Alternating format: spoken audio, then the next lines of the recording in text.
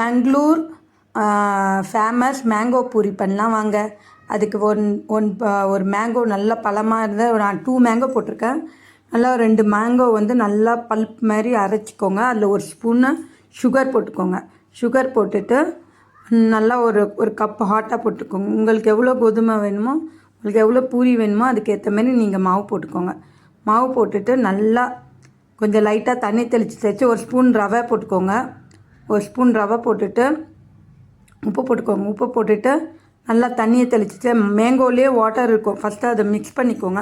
Mix பண்ண எவ்வளோ இது இருக்குது பார்த்துட்டு அதுக்கப்புறம் கொஞ்சம் கொஞ்சமாக லைட்டாக தண்ணி தெளித்து நல்லா நம்மளுக்கு எப்படி பூரி மாவு பிசைவோமோ அந்த அளவுக்கு நல்லா பிசைஞ்சிட்டு ஒரு 10 மினிட்ஸ் ஊற வச்சுக்கோங்க. ஏன்னா அந்த மேங்கோ பல்ப்பெல்லாம் நல்லா மிக்ஸ் ஆகி ஆகும். ஒரு 10 மினிட்ஸ் ஊற வச்சுட்டு நம்ம பூரி போட்டுக்கலாம். நல்லா இது மாதிரி சின்ன சின்னதாக திரட்டி பூரி சைஸில் நல்லா திரட்டிக்கோங்க. திரட்டிட்டு எண்ணெயில் நல்லா சூடானோடனே எண்ணெயில் நல்லா பொரித்து நல்லா புசு புசுன்னு வரும் பூரி. நல்லா இது ஒரு ஸ்வீட்டாகவும் இருக்கா. இதுக்கு நல்லா காரமாக ஒரு சைட் டிஷ் பண்ணி சாப்பிட்டா ரொம்ப ஸ்வீட் இருக்காது, லைட்டாக ஸ்வீட்டு அந்த நல்ல காரமாக இதுக்கு ஒரு சைட் டிஷ் பண்ணி சாப்பிட்டா செம்ம டேஸ்ட்டாக இருக்கும்.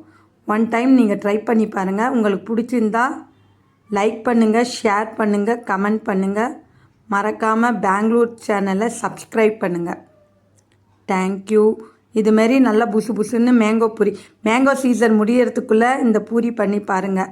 ஒன் டைம் ட்ரை பண்ணி பாருங்கள். இந்த பூரி செம்ம டேஸ்ட்டாக இருந்தது. நான் ஃபஸ்ட் டைம் தான் ட்ரை பண்ணேன், ஆனால் இந்த பூரி நல்லா டேஸ்ட்டாக இருந்தது. நீங்களும் ட்ரை பண்ணி பாருங்கள். உங்களுக்கு பிடிச்சிருந்தா லைக் பண்ணுங்கள்,